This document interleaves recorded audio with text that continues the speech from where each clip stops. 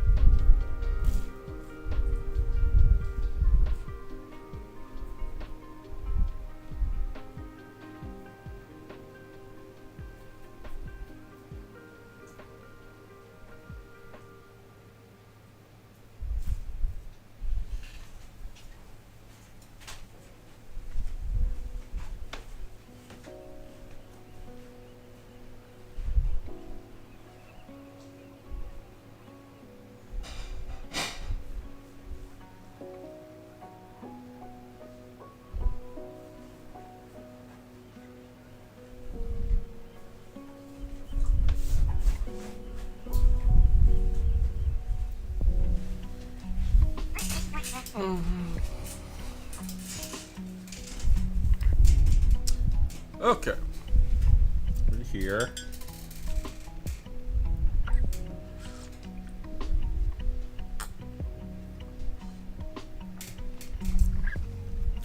The coffee. Late night coffee. Let me see here. Okay. Unpin message.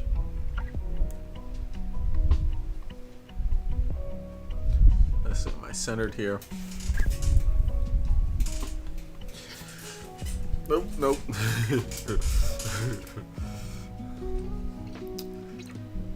Just trying to get the right positioning. Hello. I'm a little late.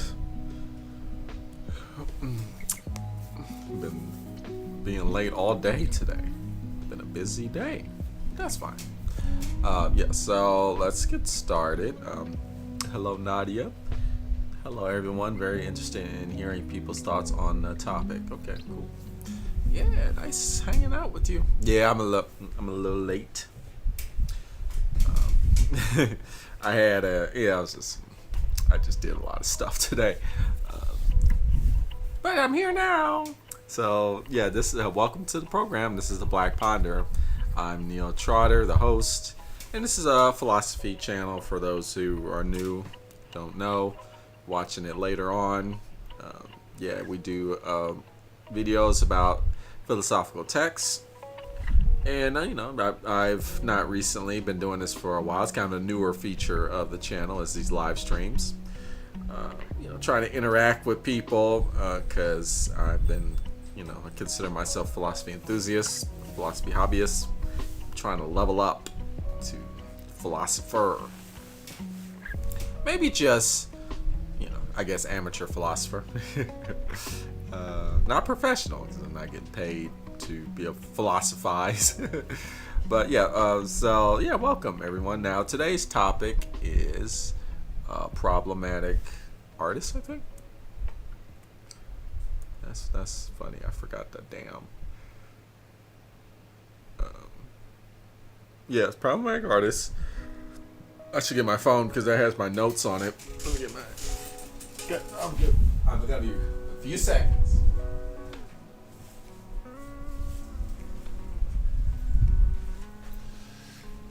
Also, please chime in if you can't hear me. Because this audio, I don't know what's going on with my audio interface thing is just tripping. Oh, you know what also tripping is my phone. I have an iPhone. My home phone, the home button broke. The home button, so I can't. This is a little bit more difficult to notes. Okay, I got it. Use passcode.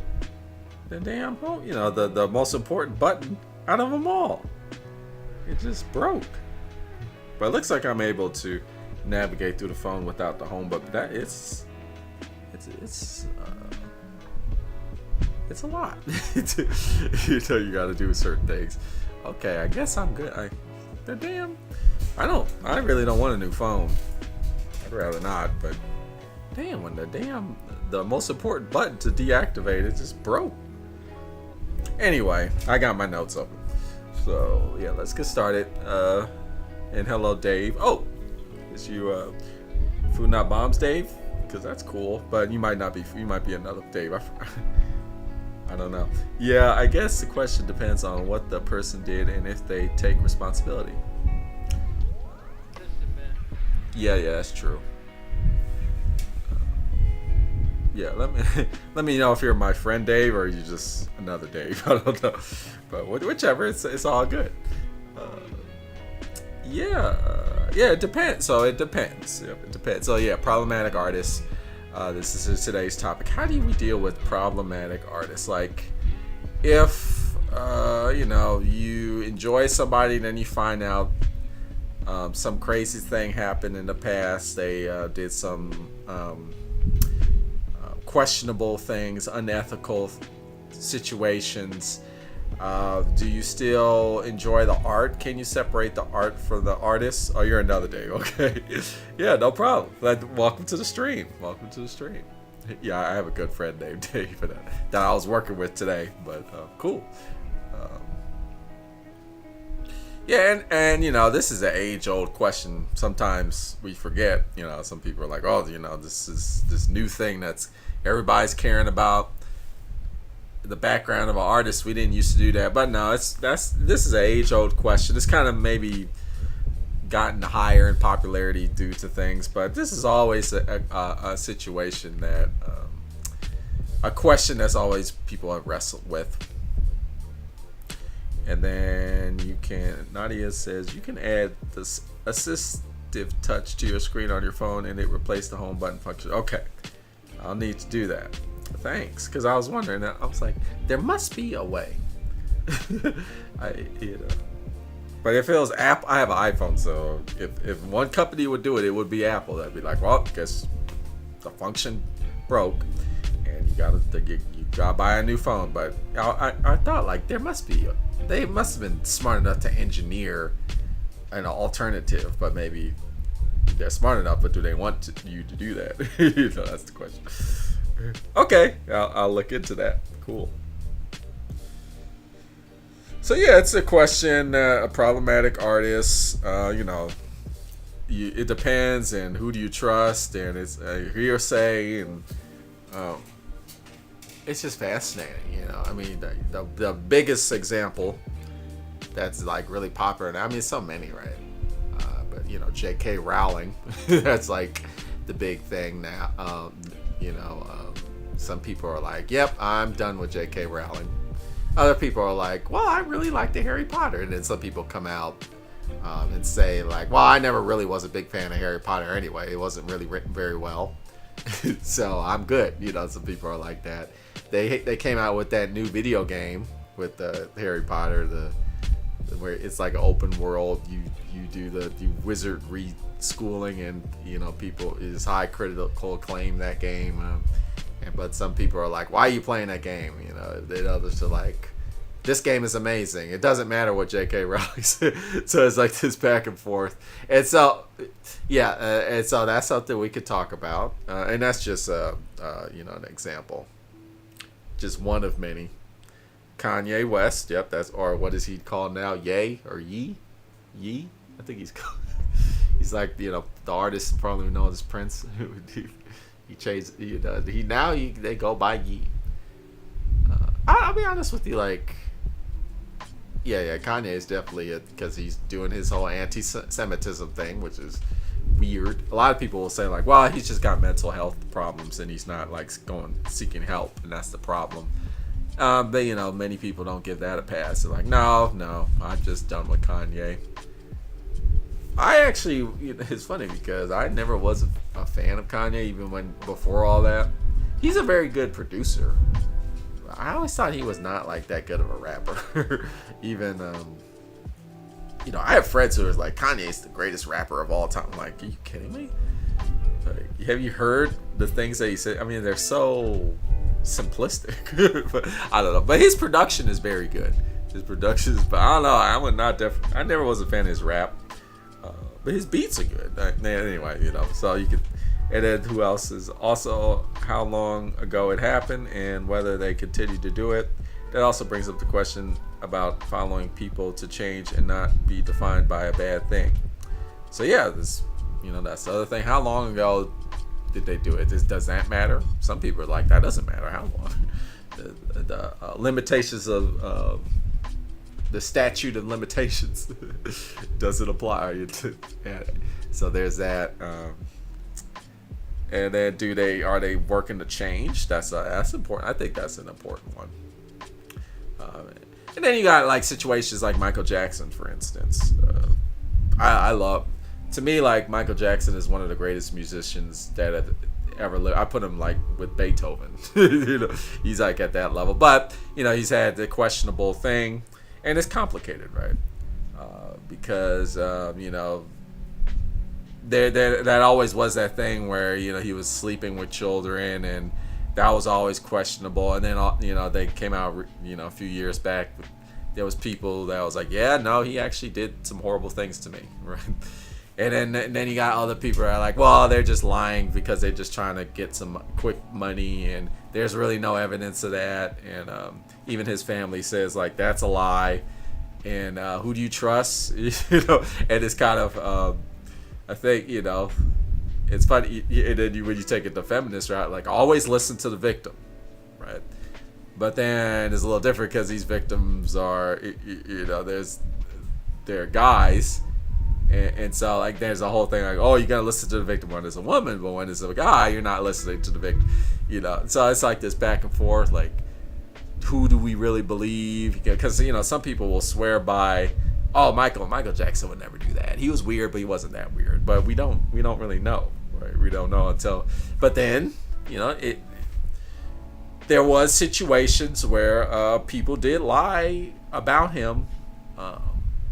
And in the past, and we know that has happened too. So it's a slippery. So then it's situations like that where it's like, the person has this problematic past, but we don't really know the specific details, and it's kind of like up in the air. So there's complications like that too. Right. That's hard to deal with too. But I would like to share an example of an unpopular example, right? And I like to just kind of use anecdotes of personal experiences because that kind of I think that helps with the conversation, right? So I'll share with you some anecdotes. And then the vibe, hello. My opinion is that if the work, not influenced by the artist, sorry, I'm going to have to do the copy and paste because we got this icon that's blocking my way. But I definitely want to read that. It has no fault of yours. It's just, I don't know. Hi, my opinion is that if the work is not influenced by the artist, bad habit is good, right? But maybe it is influenced by maybe that's why work is good. That's hard to determine, right? Maybe it's influenced by the artist, but you just don't even know it is, right? You're not even aware of its influence. But maybe you're saying like, hey, if it's good, it's good. Who cares?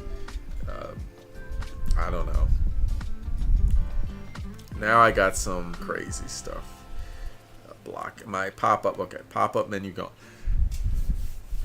Yeah. So maybe you may know about this example. This is about some people that were kind of popular a little bit, but not really. So you may not know the example I'm going to explain to you, which is probably good. It might help with the philosophical analysis of the situation. But then you got Scientific Glass Guy. Hello. A good piece of art is a good piece of art. I can fully understand not financially supporting problematic artists, but that doesn't change art that you thought was good before knowing. Yeah, a good art is good art. And then you also have to, on that, is like, are there any artists that are free from problems? Right? It's hard to find, right? Even somebody like I mean, I'm sure there are, right? But it's tough. Like I remember not recently, but a ways back, the author of The Color Purple, Alice Walker, I think, she was praised, but it turns out she's like got some anti-Semitism in her, right? And it's kind of complicated, but yeah, Alice Walker, the person who wrote The Color Purple, great author, done great for the African American community. She's made some comments about like not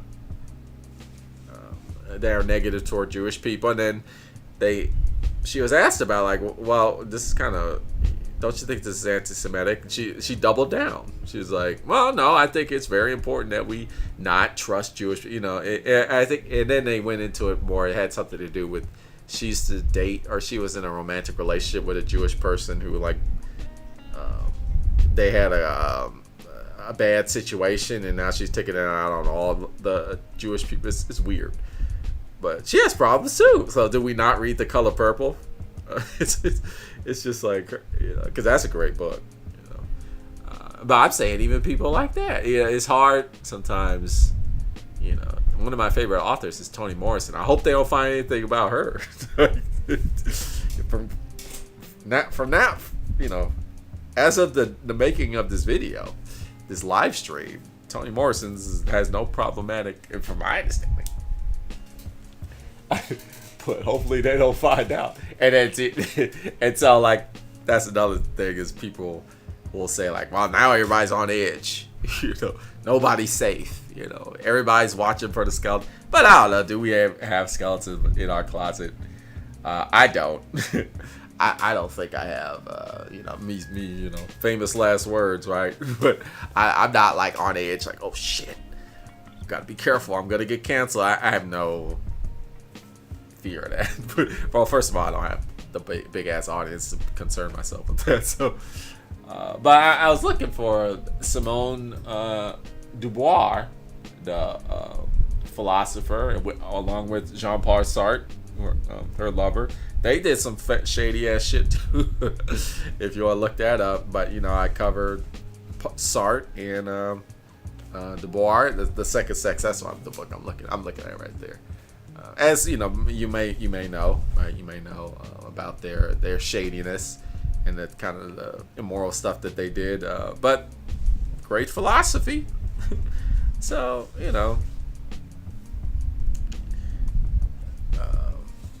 but I will say, like, a good piece of art is a good piece of art. I will say, like, I don't blame, like, use the Michael Jackson experience, like.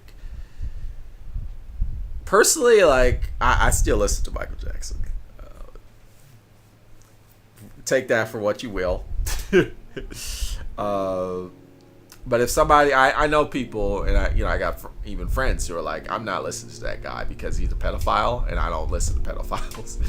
Like, I'm not gonna judge. Like, that's how you feel. That's how you feel.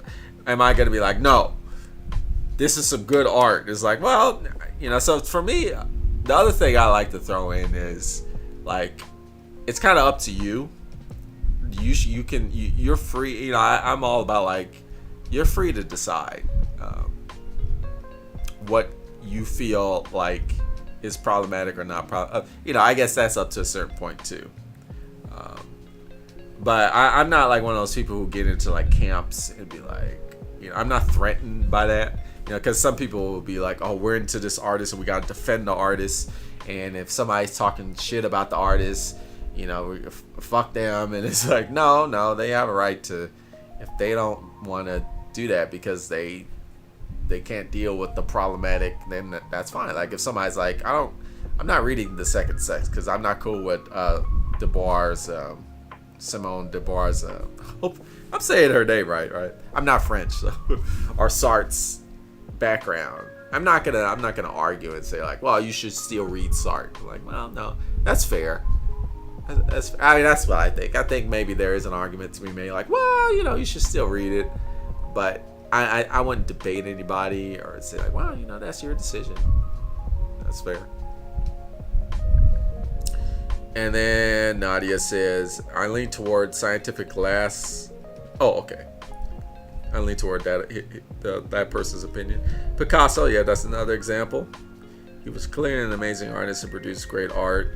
I think we should be able to appreciate that and also condemn his beliefs. That's another person, right? A lot of these artists, Picasso. I was also thinking of Jackson Pollock, the guy that just does all that squiggly lines, which I love that shit. I know. I was interested because I was talking to my mom. I love not like that abstract, non-representational art, that Rothko stuff and like Pollock stuff. I'm really into that. My mama, she despises that art though. She's like, dude, like a 4-year-old could have done that. I'm like, So we gotta go back. But yeah, Pollock also was kind of a lousy person at times, right? But I do like that art. So yeah.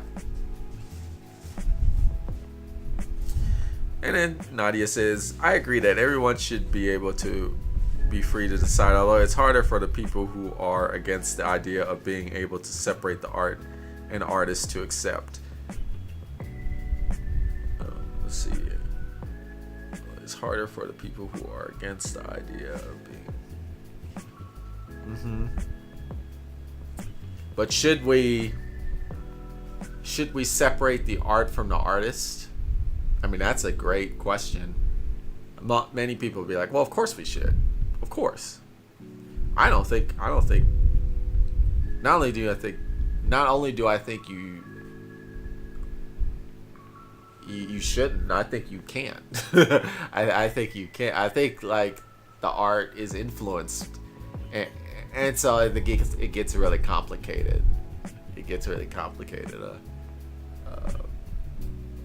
But I think like we human beings are problematic creatures, so of course the art is going to be problematic, right? Nobody's perfect. I mean, some people are less perfect than others, right? And you do have to draw your lines. But yeah, I'm not one of those people who are like, we need to separate the art from the artist. I think like you got to take it all into consideration now at that point. But I'm also like one of those people who are like, well, I'm not gonna just reject somebody's art just because they did some horrible things. It depends, right? And then Nadia says, interesting, I didn't know Pollock was problematic as well. Yeah, he was kind of a womanizer, and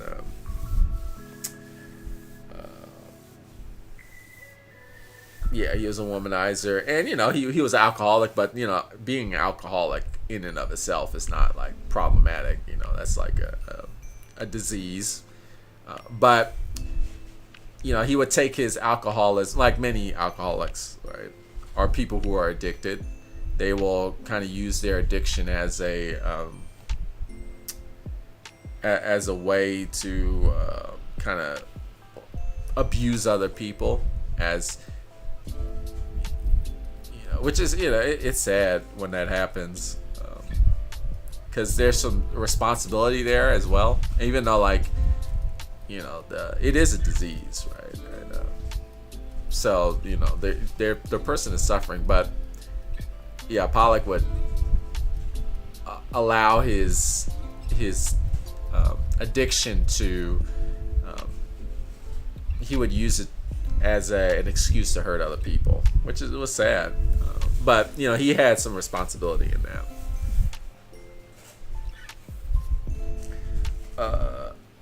I agree, it's pretty impossible to separate the artist from art, literally, since the art was produced by this person. Yeah, I know, right?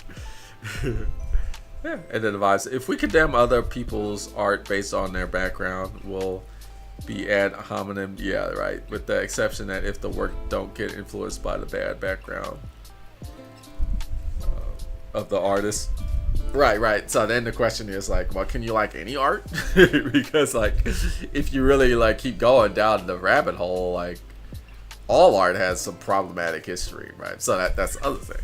And then some people will argue like, oh no, actually, I don't know. You might be able to like certain art, but yeah, I would say I would push. I'm with you. The vibe is like, yeah, if you got that opinion, if you're like, I'm not gonna take in art from problematic people, then yeah, you're not gonna, like 95% of all art is like outside your your purview at that point, right? So there's that too. And then chasing books. I feel the background and class stand of a given artist should be taken into consideration. For example, Picasso's misogyny in his art becomes more obvious when we look into his background. Sometimes that extra context can enrich our understanding of the engagement with the art we thought we already knew. Right. Yeah, you can see the And and then it kind of tells you, because art is about, one of the things about art is kind of like addressing art. A lot of art is like social commentary, even like non-representational abstract art. Well, I mean, yeah, like a lot of non-representational and abstract art is social commentary, or like political commentary even. So when you take that problematic like stuff into consideration, it kind of like adds to the whole conversation that the art is giving you. Art is sometimes art can bring about negative aspects of humanity and society, but sometimes that's what's needed, right? That's what's needed. I mean, that's kind of what the great things about art is, that it kind of sheds a light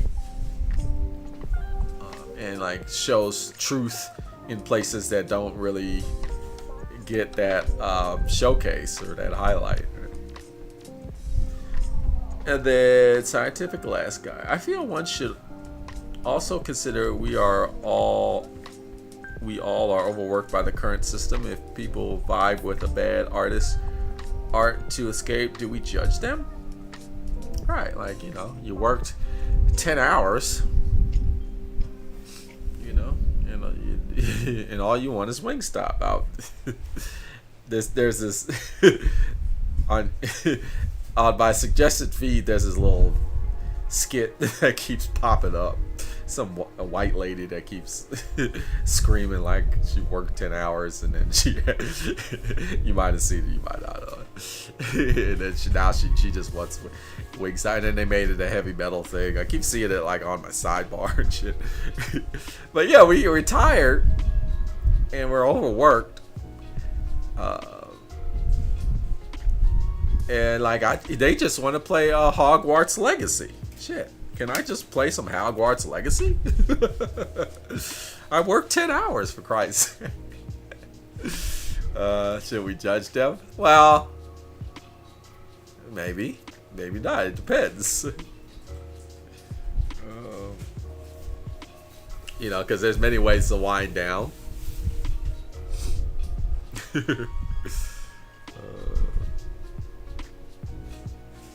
Yeah, I'm thinking deeply about, like, yeah, I mean, there's many ways to wind down. So, I mean, is that an excuse to consume problematic content?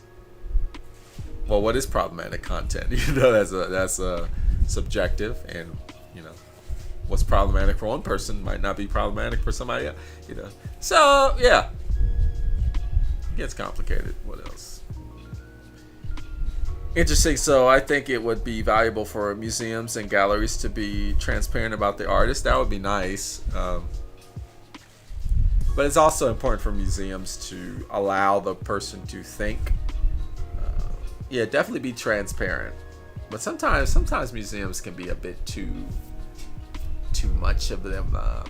Sometimes I've been to exhibits and it's like they kind of over-explain shit, and it's like, can you allow me to like develop my own thinking?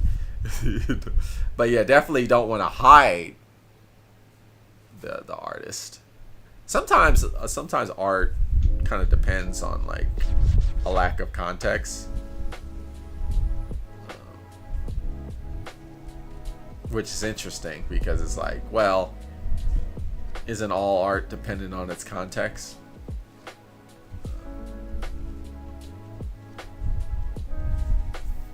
What is art without context? But I think it is. Sometimes I do like looking at a piece of art and not knowing like anything about it. That's valuable too. But then later to know. But I see what you're saying. You're saying like, well, just be transparent. Just like have the information available. Like if you want to read it, that's fine. If you don't, then that's on you, right? But have it available. Don't hide it, is what you're saying. Yeah. And then chasing books. Personally, the only time I start judging fans for liking X or Y is when they either start acting bigoted in defending the work, or when they refuse to admit that their work could possibly be flawed. Mm-hmm. Is when they start acting bigoted about defending. Yeah. Like, oh, you're just, some people will be like, oh, you're a snowflake. Oh, here we go with this wokeism. People start judging. It's like, you're a softie. That's when you gotta be like, well, hold on a minute. Or bigoted in defending the work when they refuse to admit their work could be possible. Yeah. Like, well, hold on a minute. Like, maybe that art is not okay. It's all good. But then they're like, no, what are you talking about? It's amazing. It's like, well, so I see what you're saying. What do you think about the social impact of the art? I think that's very important. Right? I think, isn't that what art is all about? The social impact, right? That's quite important. I think that's one of the reasons why I value art so much, because it has this unique way of impacting society in a way that other media does not. Chasing books. This contradiction is a bit easier to navigate if the creator in question is dead and cannot profit from the given work. If the creator is truly awful, like Orson Scott Card, piracy is an option too. Orson Scott Card, isn't that the guy that wrote Ender's Game, if I'm not mistaken? But what the thing is, like, what if the artist is dead, but the artist's estate is still making money? So that's the thing too. Like, what if, like, yeah, because the estate might be making money, and then like the family and the person in the people in the artist's will and trust are all making money. So you got that generational wealth traveling down. And what about that? I would even say, like, well, but you're saying, like, because a lot of art will go into public domain, and you won't be able to make profit off of it anymore, because they've been dead for so long. However, there are ways around that. I've seen people like kind of like read, there's all types of different legal methods people navigate around the free public domain clause. So yeah, that's the thing too.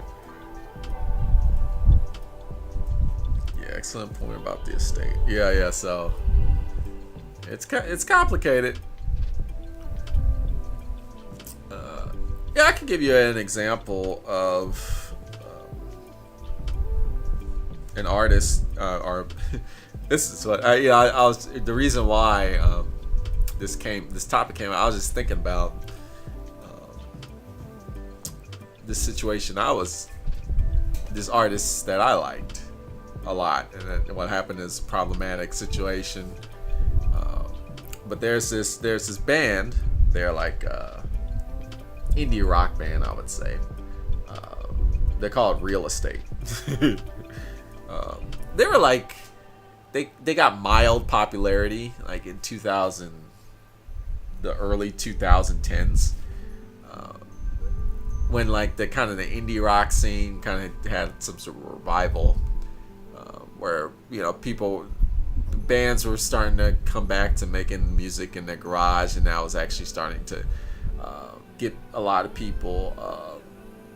A lot of musicians were starting to make it big just doing that. A lot of bedroom, people making albums in their bedroom, and they were part of that. And so Real Estate, I really like the band. I think I'm sure they're still around, right? They do kind of like surf rock. I'm really a huge fan of surf rock, but like the modern surf rock, not like the 1960s, like that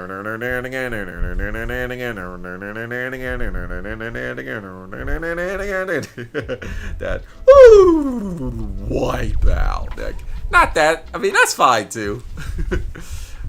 Like that, the Beach Boys, like that. That's all right.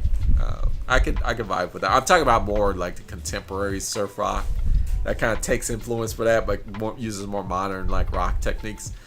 I barely, because I like the laid back, kind of like lo-fi, but just laid back music. I'm into that. And a lot of people would listen to that band and be like, "This is boring. This band is boring." But I really, they're actually one of my favorite bands of all time. But they're very specific to me. So the band had a guitarist. A guitarist was in the band, and the guitarist started making their own music, his own music, and he did a solo project. It was called DuckTales. And same kind of music, but just better. I liked it better. It was like kind of surf rock, but it was even more vibed with me because he focused a lot on the lo-fi elements. I'm really into like lo-fi, like music that not only does it sound old, but it sounds like it's made with old equipment. Right? I really into that. So it was kind of like that lo-fi surf rock, and I really liked it a lot. It's like DuckTales, right? So he started making his own music. Still was in the band, but then eventually he split off. Right? He split off. It's too bad I don't have the albums to show you. Just I like props, but a few years, like 2 years ago, like I had a good record collection, but then these roaches, we had a roach infestation, and they got into the records and destroyed a lot of them. It was so devastating. But a lot of my real estate and the DuckTales albums got destroyed, which is hard to take. I'm in the South, so I'm from California. Roaches aren't really an issue unless you really, really don't clean up. But here in I moved here to the American South. Like roaches are just like, it don't matter how many times you clean up, they're all over. So yeah, that was too bad. So I don't have any records to show you. Anyway, yeah. So DuckTales split off. The guitarist split off from the band and started making his own music. Real Estate was doing their thing. DuckTales were doing their thing. At first it was like, oh, this is amicable. I was like, man, this one dude from the band is making music better than all the other guys. It's awesome. I used to follow him. I really liked him a lot. But then it turned out what happened is he got fired from the band. They fired him. Right? They fired this guitarist because he was doing inappropriate behavior with women. He was like, they said like, oh, he's actually sexually harassing women who are involved with the band. Fans that approached the band, or like women that worked with the band, or like women who were musicians, in the band, or people who were part of the crew who were women. He was just like sexually harassing and sexual misconduct. He was like being just like he was just harassing women, basically. That's what they said, and that's why they fired him. And they said they were like under a legal contract where they couldn't say that. That's why they didn't say it when they did the first time. But it was starting to get out, and so they had to say it. That's what they said. And this was like right when the Me Too movement was like at the peak, and like all these men with power were like really getting heat for like their sexual misconduct, and he was one of those people that just got like highlighted for that. DuckTales is the band. And at first it was like, oh, we don't know, like they're saying stuff. He denied it at first, but then what happened is there was another indie artist, woman who was dating him, who was popular. I didn't listen to her that much. I forgot her name, but she was she was quite popular. So, and then she said, "Oh yeah, I was dating this guy, and I was scared for my life at times with this guy. Like I was fearful for my life. He was really like very destructive, verbally abusive. Yeah, they're right. And so then he's like, oh okay, like." Then people started really taking it seriously because this big name spoke out. And then he put up, and so that happened, and so he admitted, he gave out this statement of one of those like really generic like legal statements. You could tell like probably his lawyer made him say it or something. It's like, it has come to my attention that I have been hurting various people, which I did not intend to do, and I apologize for doing this. And I have made a mistake, and I look back, and I am taking this time to reflect on my, very generic ass legal like statement that you see people do when they're in these kinds of situations. Probably his lawyer probably like wrote something up for him to put out, right?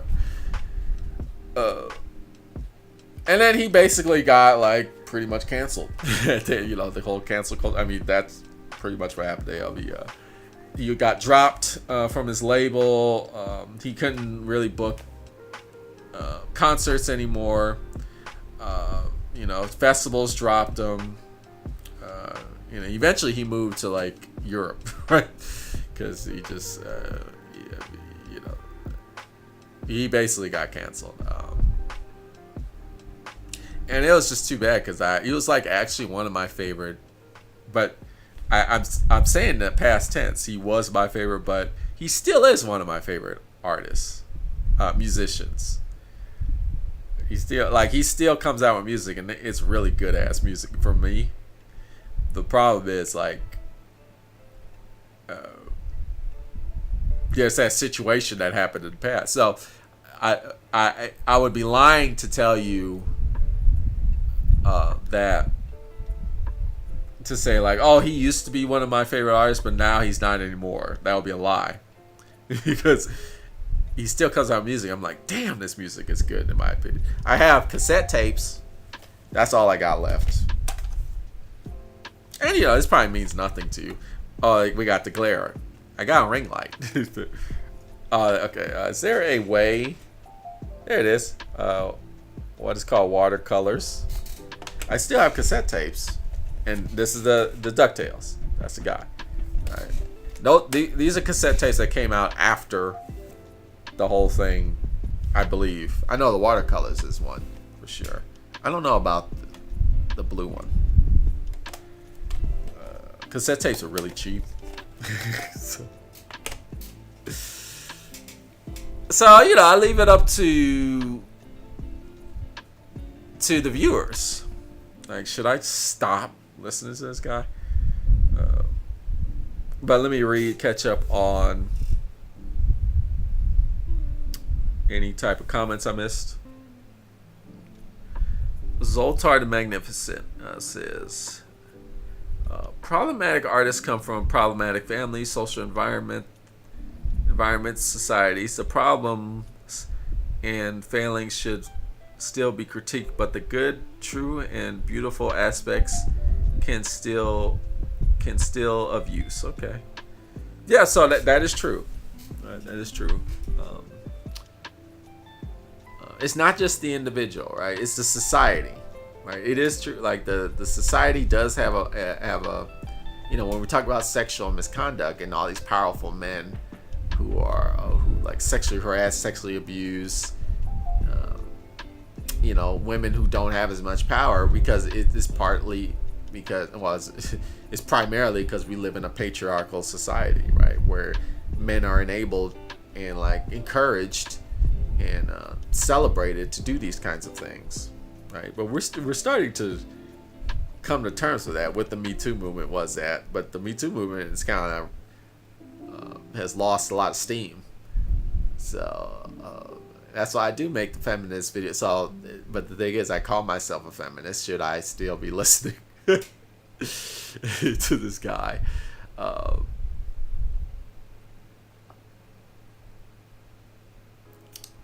But that's true. But I will say, like, the individual does have responsibility as well. That's true. It's not, we can't just say like, oh, it's society's fault. The individual has very little to do with it. Well, I mean, no. The individual has a lot to do with it, but it is also the huge part of the society as well.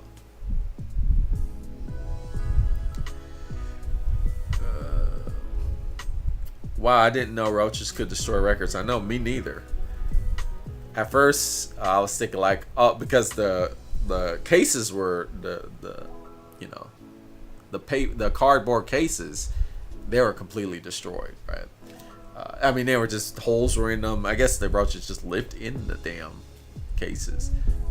The feces and droppings were all over the place, and it was like, well, maybe I can recover the records. Maybe I could just clean the records off and just put them, buy some generic sleeves. But the records were just messed up. Like they were like, there's just so much roach. I tried cleaning them, and I was like, it's not happening. Yeah, roaches, man. Like the roaches somehow, just I don't know if it was the droppings or like what. I don't know how they did it, but I couldn't even clean them off. It was like they were destroyed. It's sad. I mean, it must have been like, I hate to say it. I hate to like look back. It must have been like thousands of dollars destroyed. I mean, I didn't pay thousands of dollars for those, but I would buy records, and some of those records went up a lot in price, right? But I wouldn't have sold those records anyway. But I was like, you know what? I'm not a material person. I'm just gonna, I'm gonna take it in stride, and I'm just gonna I have some new records now. They're not on the floor. I take lots of precaution. Yeah. It's too bad. Then Zoltar the Magnificent. Surf Rock is the wave bra. There's the wave bra. Okay, cool. Sounds like a real jerk. Oh, Funa Bombs. Hello. Yeah. I don't know if this is Dave or... Because we had another Dave. Hey, how's it going? And then be of use, sorry for the typos. Okay. I wonder about your thoughts of problematic comedians, their art is directly what might be problematic. Yeah, like Bill Cosby. Right. For the longest time, when I grew up with Bill Cosby's stand-up comedy, which I absolutely loved. I think there's a stand-up comedy session called Himself. Man, I love that. I would like die. I'll be on the floor, like I couldn't even breathe because he'd be so funny. But that I can't even listen to. I can't laugh like I used to anymore because of now we know his flawed conduct, right? And it's just so sad. So yeah, some of these artists, like I can't even, I try to let's, because they still show the Cosby Show on TV. But I'm like, man, it's just hard to even take it in as funny anymore, right? Which is sad because before I knew all about that, Cosby was so funny to me. So yeah, it's tough to separate the art from the artist for sure.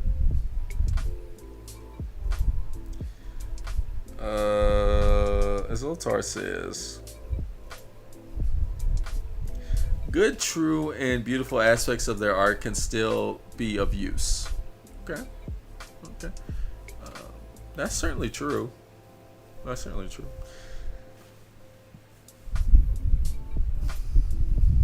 Oh man, now I know I couldn't live in the South. You just gotta be prepared. Right. So I live in Memphis, Tennessee. Memphis is well known for its music scene, right? There's records all over the place here in Memphis.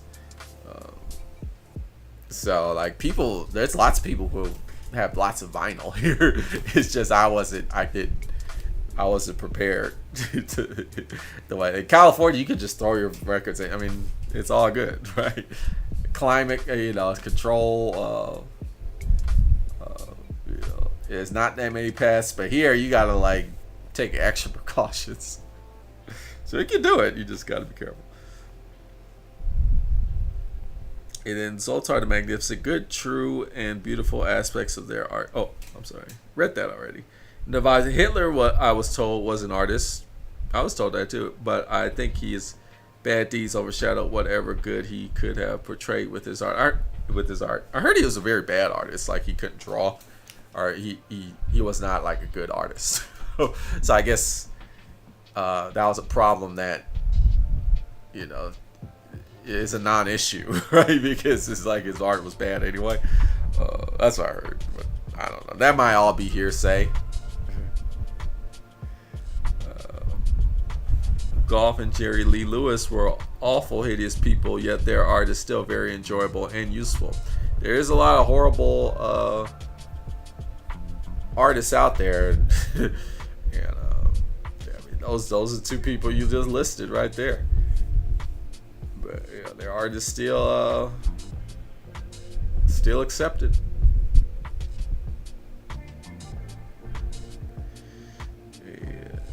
And then Jerry Lee Lewis, who now bombs Memphis, is he made his fame. He's 20 minutes from Memphis. Yeah. Cosby lawsuit with the pound cake speech, so I wasn't that affected with his flaws. That's cool. Yeah, he also was like before the whole, rape the rape stuff. He was already like going downhill with his like.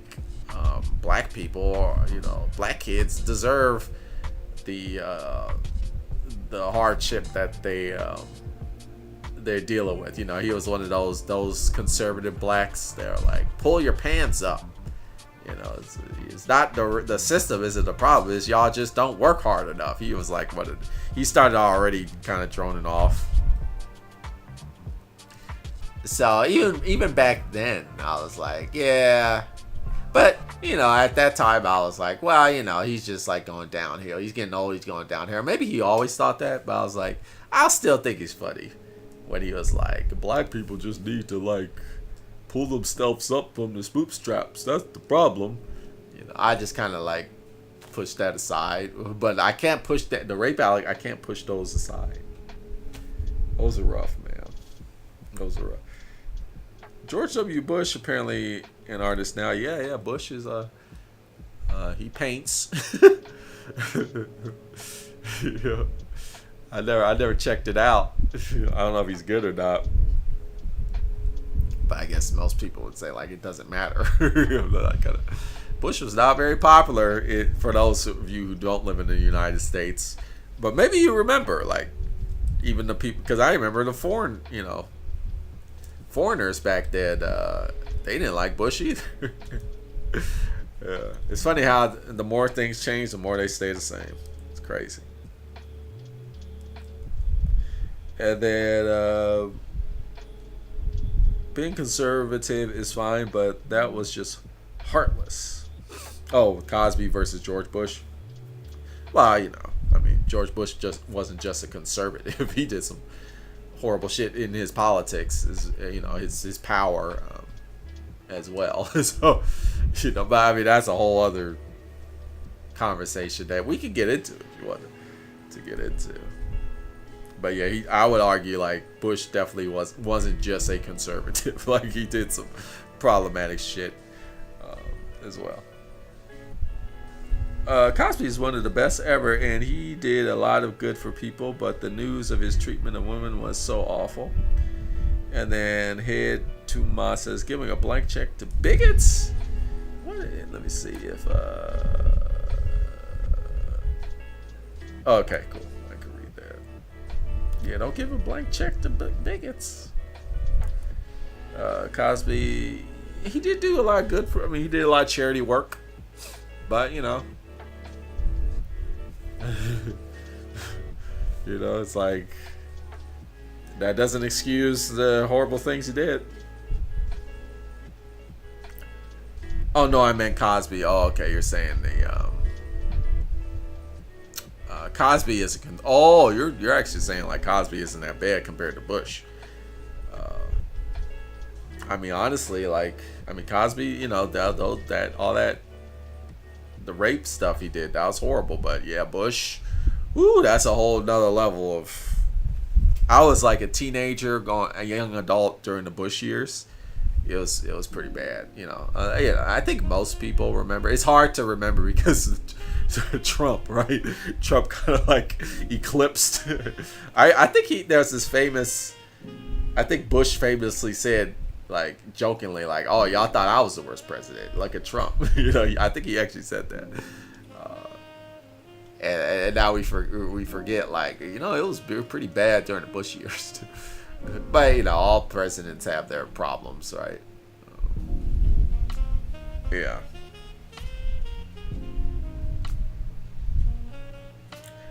Painted a portrait of Putin.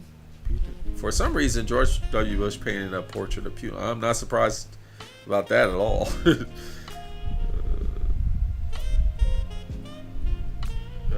Okay. So, to go back to my example with the DuckTales, I wonder what DuckTales is doing. While I was thinking about this and like coming up with a topic, because I was just thinking about it. I was looking at the cassettes. I was like, problematic artist, right? I wonder what he's been up to. So I did like some Googling, just Googled him. And, he has a YouTube channel you could check out. And he just recently posted. I'm like, oh, okay, he's still posting stuff.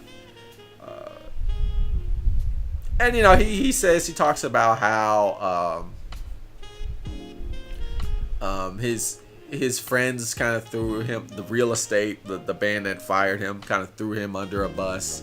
They're like, man, they don't talk to me anymore. They don't, like, I try to reach out, they don't want to discuss anything with me. They just gave me the cold shoulder. They just, I've just been like ostracized. And a lot of people would be like, well, duh, like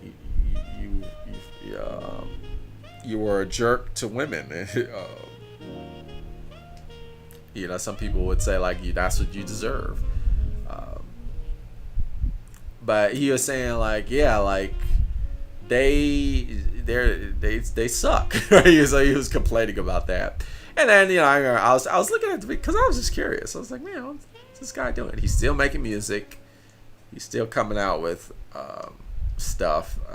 And he was saying like, he was sharing how he still tries to sign up for festivals, but then festivals still drop him because he's of his past. And so he's like, man, I just can't. He can't even really play in America anymore because he'll just get dropped. Because it's like, oh yeah, we're not dealing with that baggage. And so it's like he's just saying how it's hard for him to like kind of make a livelihood because he, cancel culture, and he kind of rails against cancel culture. And it just got me thinking about.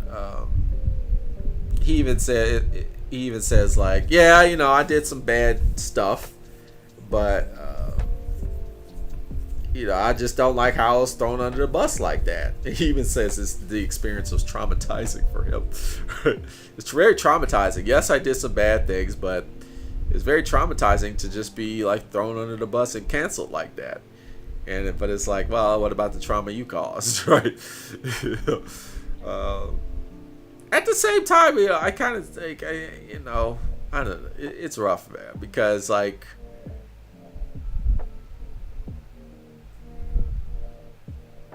yeah, it's kind of like, well, if you're not going to talk to him anymore, if you're going to ostracize him, then would you even expect him to change, or like how, if you're not going to give him the opportunity to, but does he deserve an opportunity? And like, yeah, it's interesting. And plus, so the other thing about it is like, he says like, yeah, I did some bad, but they threw me under the bus. It's like, well, can you elaborate a little bit more about like the bad that you caused? That's where I was kind of thinking like, well, you can't just dismiss it like that. It's like, well, I never went to jail for anything. I never really like did anything that was illegal. He just was verbally abusive for the most part. And he probably was like very threatening to, and he probably was like, he was basically a jerk, but kind of in a way that is harassment.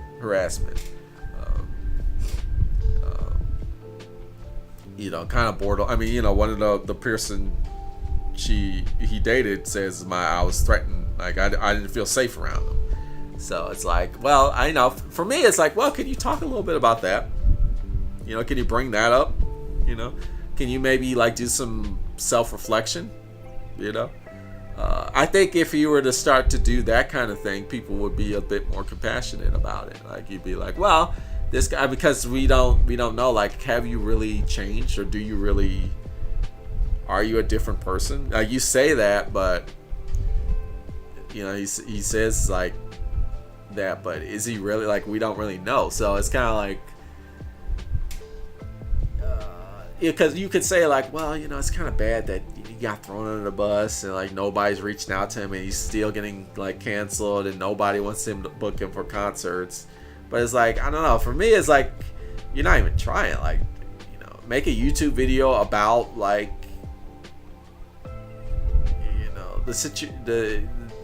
your harassment. I mean, you don't really have, and it's hard to say that. It's like, you don't. I mean, that's a very difficult thing to do, to talk about your shortcomings like in that way. But I don't know. I think like, I think they have, his former friends have every right to be like, I'm not talking to you anymore. I don't think that's a problem. But then at the same time, it's like, I see where he's coming from. It's like, well, you're not giving me an opportunity, but it's like, yeah, but you're not even like really addressing the core issue, which is like, your harassment, like and you could talk about like, I felt like I was empowered, in our society, get like analytical about it. Be like, in our society, men are enabled to like kind of push their weight onto women and like belittle them, and and I was caught up in that whole patriarchal kind of thinking, and I'm sorry. You can start like doing stuff like that. I mean, maybe you could even make an album about that situation. I don't know. I mean, that's asking for a lot. I just feel like there's no attempt to really like understand the pain that he caused from him. But that might be all like he might be doing all that like internally. But from the outside, we're not seeing that. I think I would feel a little bit more sorry for him if he was like making a legitimate public attempt to be like, what I did was really fucked up, and here's why it's fucked up, and here's how I'm going to change. Like, these are the things that I'm going to do to change. Like, if I saw more of that, I'd be like a bit more compassionate for the situation. But I'm not seeing that. It seems like, well, I mean, do you really have any type of remorse or like any type of desire to like remedy or restore or the pain that you call it, like be a little bit more restorative about it. I don't know. That's how I feel about it. Actions speak louder than words. Right. At the same time, I'm one of those people like, hey man, do whatever the hell you want, but accept the consequences, right?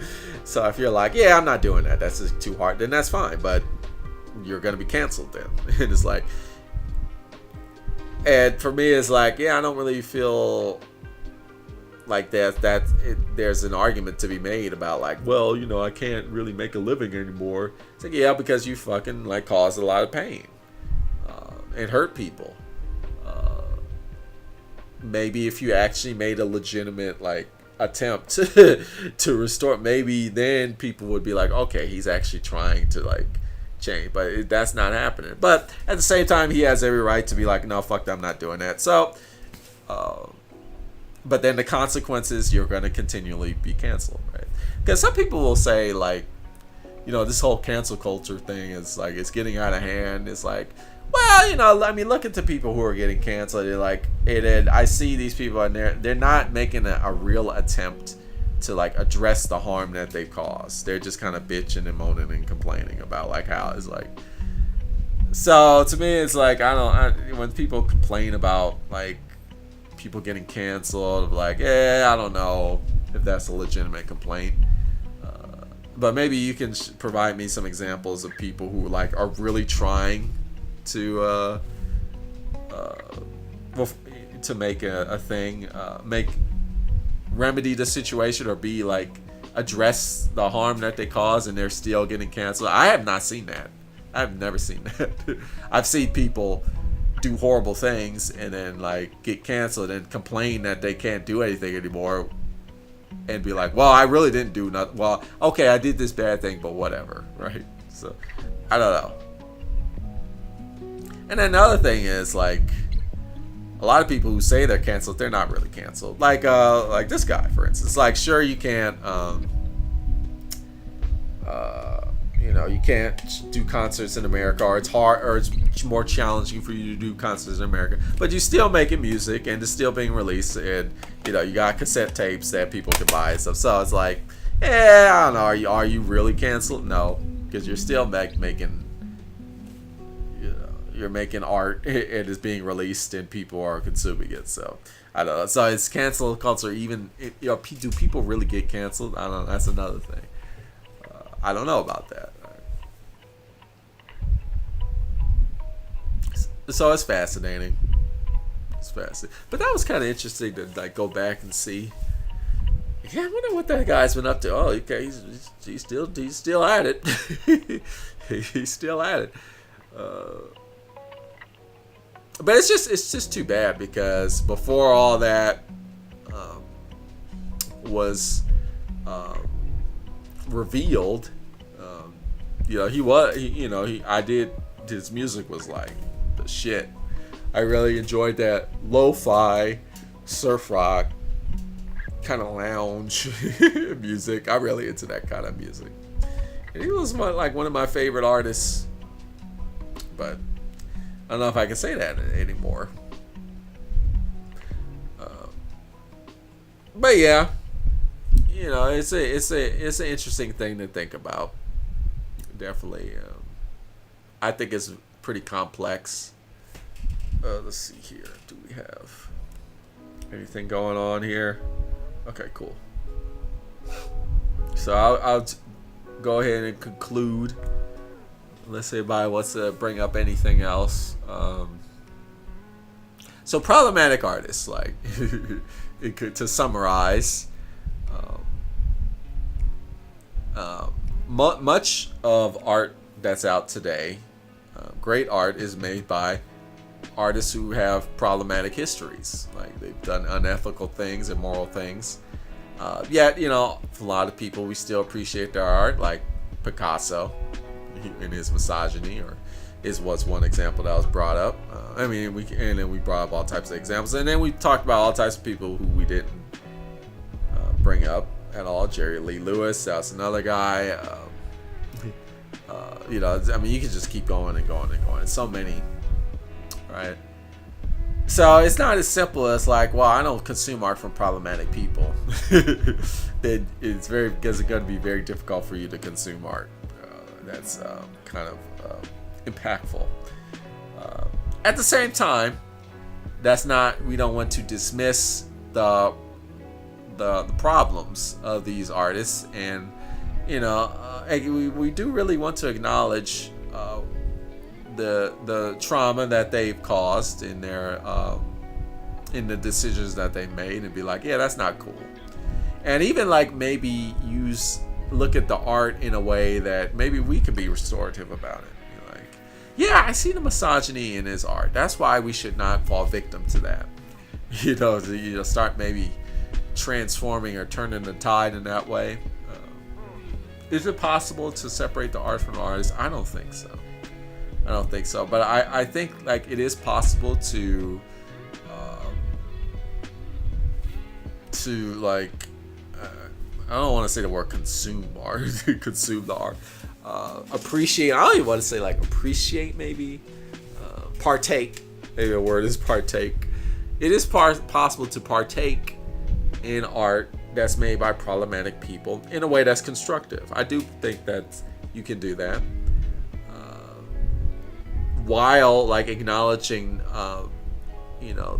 the immorality or the the trauma or pain that somebody caused. And that is possible to do. And, there's different limits to that.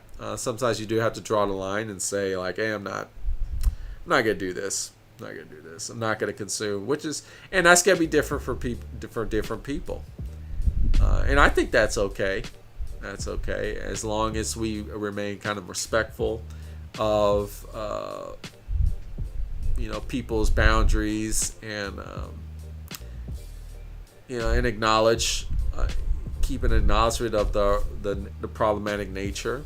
I do think but I also think like it's okay if somebody's like, yeah, I don't listen to that person. I just don't, because I'm just not cool with what they did. And I think that's fine to do that. And I don't think people should be like, well, you're just like a sensitive person. No. Another common basic example is like R. Kelly. R. Kelly is like, he's basically, although it's, I personally know people who still like diehard R. Kelly fans. Right? To that I'm like, yeah, I don't know. I think you should kind of reevaluate. But, who am I to judge? Right?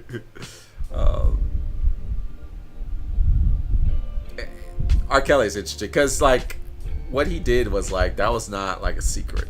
Right? Most people knew way before it was, like, legally brought to court what he did, right? I mean, I remember I was a little kid, we knew, like, what he was, like, this predator. This, like, it was, like, part of his whole persona, right?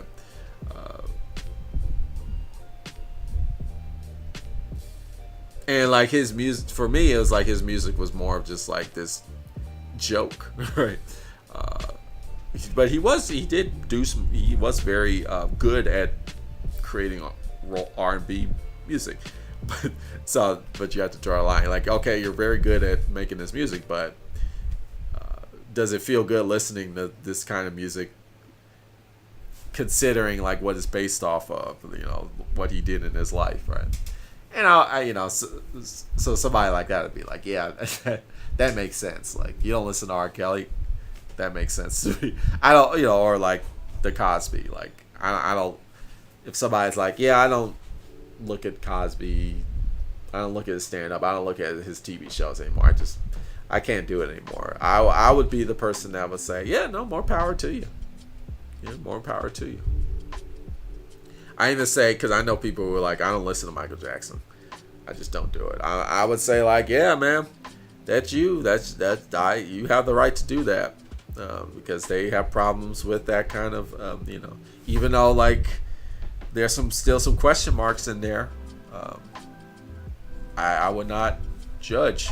But if somebody's like, yeah, I still listen to Michael Jackson, I'm not gonna like say you're a horrible human being. I'm not gonna say that either.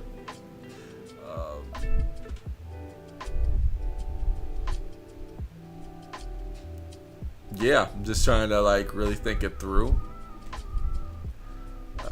So I guess the conclusion is I think it's okay to partake in a person's art while acknowledging the harm that a person may or may not have caused, an artist may or may not have caused.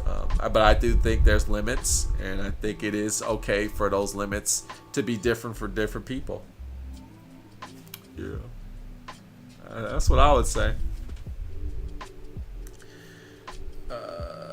Let's see the vibe. So it boils down to the individual to choose. Yeah, I think so. So problematic artist has background that stuck some chords in others that no argument can persuade others to stop or listen to them. My thought from this conversation. Yeah, but I think it's okay to have conversations, and like if somebody wants to like try to convince somebody like, yeah, I really don't think you should listen to that artist because this and this reason. I think that's a conversation you can have. I think that's fine, and I do think there's some room. Like some people could be like, yeah, you have convinced me. I think I'm gonna stop listening, or maybe they could be like, yeah, I'm still gonna listen to that person, or I'm gonna look at that person's art, or I'm gonna like read that person. I'm still gonna do that. I hear where you're coming from, but for me, So it's kind of individual, but I think it's a very healthy and important to also have conversations where people disagree about the problematic nature. I do think like it's important to like what Nadia was saying in the beginning, being transparent about the artist's problematic past. I think that's, you don't want to like put the blinders on. I'm not really, I don't really believe in that. Some people would prefer to have the blinders on. They prefer to be like, I don't want to know. It's like, no, I think you need to know. Now, what you choose to do with that knowledge, that's up to you, but you need to know. Right? That I do think is important. But yeah, basically that's what the Bible's saying. So I would like to thank you for the conversation. Thank you for tuning in. Yeah, hopefully I'll see you next week for a more philosophical discussion. Oh, I'll read Food Not Bombs Memphis. I just watched the Curb Your Enthusiasm episode where Larry David, a Jewish man, starts humming a tune by Richard Wagner, a German composer known for his anti-Semitism.